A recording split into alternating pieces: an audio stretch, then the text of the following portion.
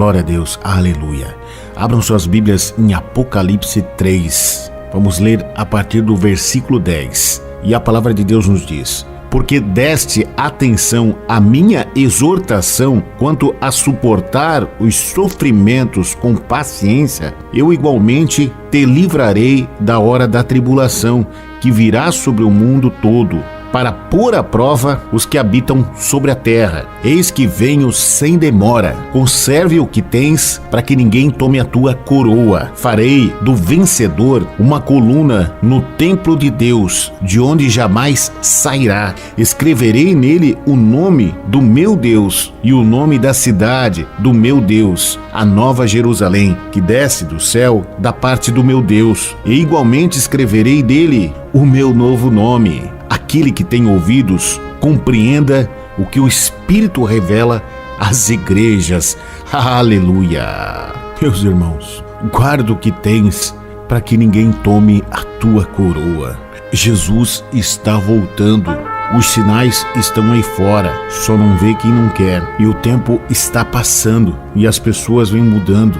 Há 20, 30 anos atrás, meus irmãos, as pessoas que estão hoje acompanhando talvez não lembrem, ou muitos até se lembram, que os crentes, na maioria das vezes, só tinham 3 lugares que eles iam. Era o trabalho, para casa e a igreja. Não tinha aparelhos eletrônicos que traziam distrações. O tempo era dedicado para a comunhão com Deus. Era oração, jejum, leitura do Evangelho, meditar sobre o culto. Os anos foram passando e uma sensação paira na mente de onde está aquele povo barulhento que, ao entrar em um culto, dando seu glória a Deus, aleluia, soltava a unção do Espírito Santo, encontrava muitas vezes um irmão com um violão, no máximo com uma gaita. O crente tinha dependência de Deus, reverência. Alguns anos depois, a gente se depara com o Google, com a internet. Os crentes oravam. A doutrina, a reação das pessoas não é mais a mesma dentro das igrejas. Os crentes de 30 anos atrás davam o seu glória a Deus, a sua aleluia. Era um ambiente de graça. O Espírito se manifestava. Eles entravam na casa de oração, naquela velha igrejinha de madeira, e lá com aqueles homens e mulheres de Deus que não tinham vaidade nenhuma, não tinham ternos bonitos, não tinham sapatos bonitos, sem maquiagem. A aparência nada importava. Uma coisa só importava naqueles corações: era Deus, o Eterno, que passava pelo meio da igreja e usava os profetas. O temor era grande. Os crentes não chegavam atrasado, vinham cedo para a oração. Não havia ar-condicionado, nem luxo, mas havia certeza de que Deus falaria, se manifestaria nos corações.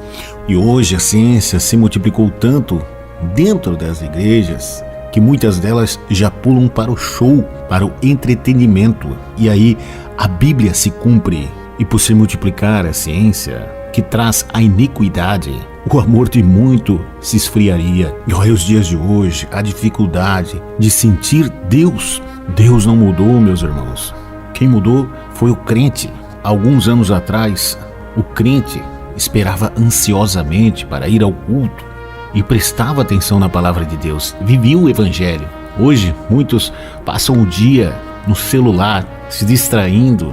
O crente ia para a igreja para ouvir a Deus. Uma geração de pregadores fracos tem se levantado, que não pregam mais a verdade, preocupados com o que os outros vão dizer, com a quantidade de pessoas que estão no culto, preocupados em agradar a carne. Se afastaram de Deus, não pregam mais a verdade. Você guarda o que tem, para que ninguém tome a tua coroa. Recupere o que você perdeu, para que ninguém tome a tua coroa. Deus vai mudar a sua história. Eu quero pregar para você que vê o fim se aproximando, que se sente um peregrino em terras estranhas, em meio ao que vem acontecendo neste mundo. Como diz a palavra de Deus na Bíblia, em 1 Pedro, capítulo 2, versículo 1. Ei, vocês, amados, exorto-vos como a peregrinos e estrangeiros em terras estranhas, que estão só de passagem por este mundo, absterdes das paixões da carne, que batalham contra a alma. Irmãos, esse mundo é passageiro. Não tente amontoar riquezas nesta terra. Você não é daqui. As pessoas estão como zumbis andando por essa terra, como mortos, não percebem o que está acontecendo.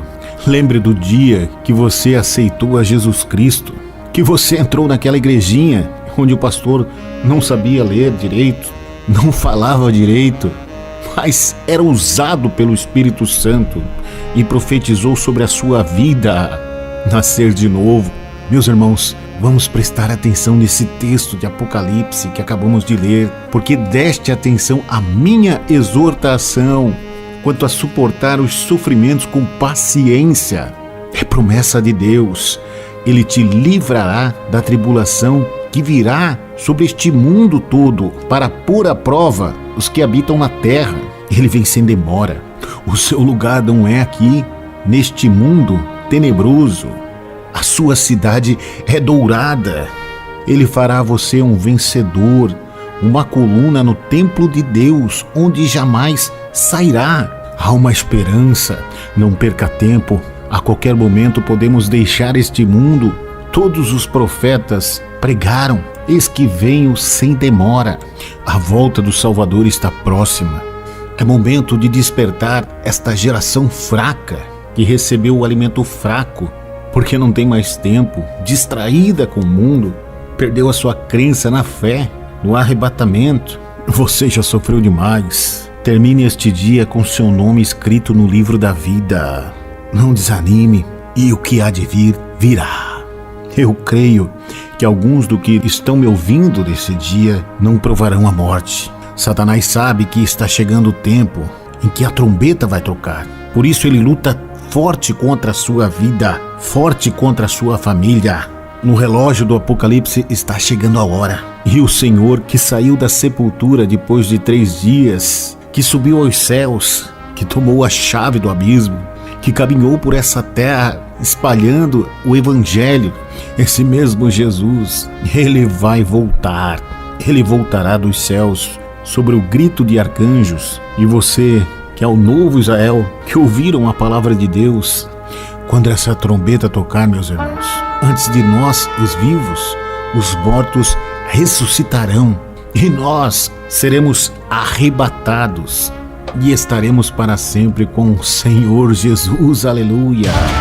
Ministério Aquele que Vive, uma igreja no coração de Deus.